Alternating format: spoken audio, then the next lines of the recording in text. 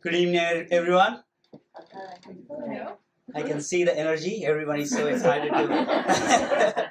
That's good. Uh, my name is Jack Kumar, and less than 10 years ago, I was a student sharing an apartment with 7 other people to afford rent. And what's interesting is I was working in this star bar as a chef, flipping steaks for a living. In 2005, I was a student working in the hospitality industry. Just had a dream that I want to have a 9 to 5 job. I thought so.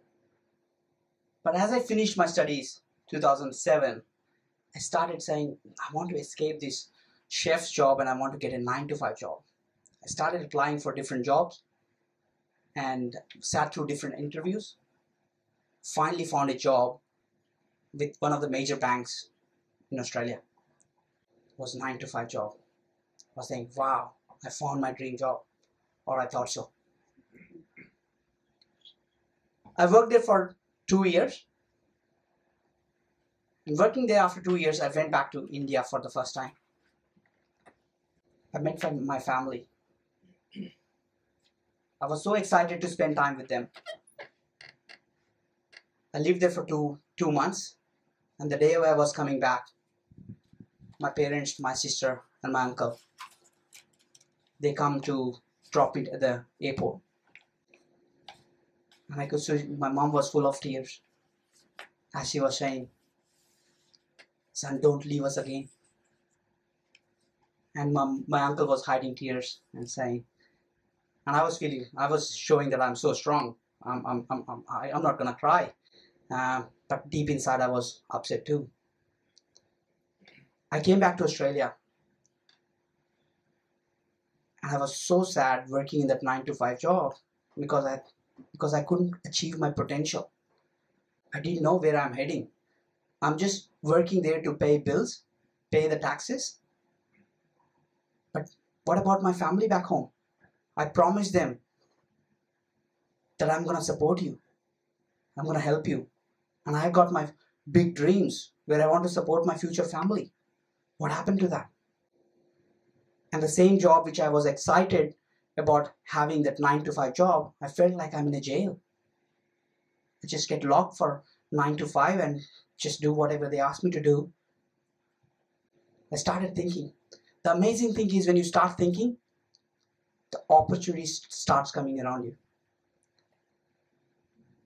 One of my friends, he was in real estate.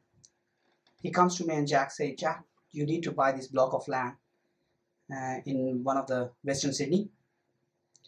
I ended up buying that for 210,000 and I flipped it. I sold it to someone else in a couple of weeks for 254,000. And it was my half of my yearly salary. I'm thinking to myself, maybe this is the industry I should be in. This is the industry where I can accomplish my dream and I can look after my family. In the curiosity to learn more, I started going to different seminars and started reading books. And I remember I went to one of the seminar and the speaker was sharing his story.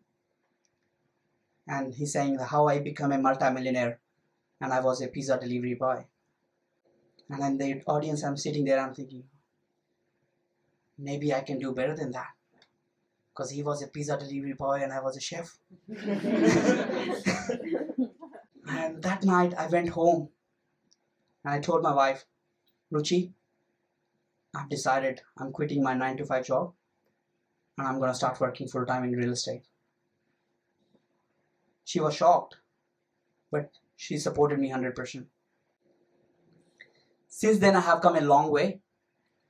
Today, I have a team of more than 12 people, and we have over 400 members, and we have helped them to acquire over $250 million worth of real estates Australia-wide.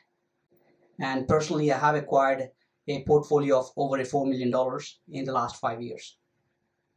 So what changed? What that changed that helped me to acquire and build that team in the span of 5 years? My mindset was changed. I went to a lot of different seminars. I spent over $100 million, more than $100,000 on personal development, from seeing Tony Robbins, if somebody knows Tony Robbins here. And I'm going to his seminar from every year from last 4.5, 5 years now, and walking on that firewalk. What it does is, it's amazing. It tells you that if you can do that, you can do anything. And I have spent time with Richard Branson to understand, how he builds his team, how he looks after his staff. And I developed 3 philosophies that helped me to where I am today. So I'm going to share those 3 philosophies with you. Are you open for it? Yeah. One of the philosophies that I learned is dream big and think about abundance. See, India's greatest scientist, philanthropist, and former presidents once said, dreams are not what you have when you sleep. True dreams are the ones that don't let you sleep. A lot of people have wishes and goals. But he said that if you think once, it's a dream. If you think twice, it becomes a vision, a goal. But if you can dream about it often, it becomes your mission, it becomes your passion. And I tell my staff that if I wake you up at the middle of the night, and if I say, what's your dream? And if you can't describe me what your goal is, then that's a wish. You're not going to have it. You're not going to establish it. And then I back it up by abundance. There's abundance of things available for everything. And my philosophy of abundance is we live on planet Earth, right? And planet Earth holds 7 billion people, more than 7 billion people. It's a massive planet, isn't it? But when I compare the planet Earth with the giant sun, it becomes a dot. It's a tiny little planet that holds 7 billion people. Now, if I look at the sun, it's a giant star, huge. But when I compare that sun with the other big known stars, then sun becomes a tiny dot. And there are billions of stars that makes a galaxy, and there are billions of galaxies that makes our universe infinite. And when I compare that with my goals, they are very tiny little goals. So dream big. And my mentor Richard Branson, he says, if your dreams doesn't scare you, they're not big enough. And the second philosophy I have developed is called staying focused. Because there are millions of thoughts comes to our head every day. But if you don't stay focused on one thought, we're not going to accomplish it. Let me share a story with you. Once upon a time, there was a great warrior. His name was Arjun. One day he was getting trained in archery by his teacher named Drona. One day Drona assembles all the princes and start teaching them the art called archery. He placed a wooden sparrow on the branch of the tree and called the princes. He asked the first princess to come forward, draw the bow,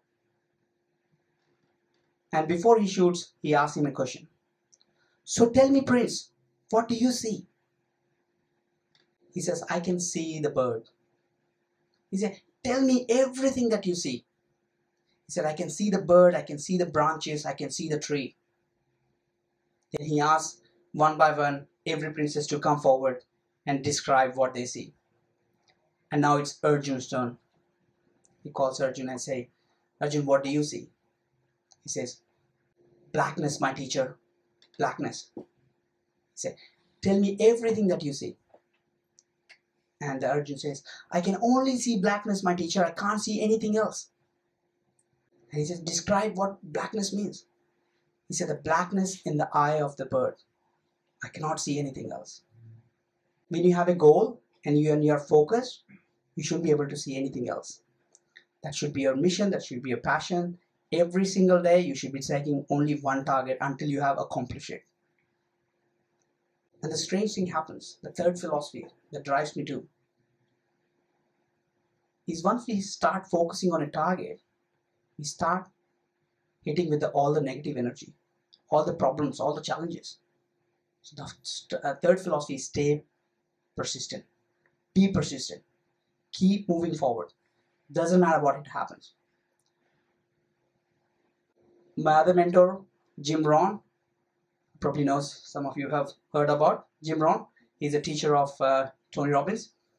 And he said, it's not the blowing of the wind that determines your destination. It's a set of the sail. He said, there will be a wind blowing every single day. Sometimes it's going to be economic wind, sometimes it's going to be political wind, sometimes it's going to be social wind. So if you start listening to your friends, if you start listening to what's happening in the media, every day you'll be moving from one end to another. But you won't be able to achieve your destination, your goal.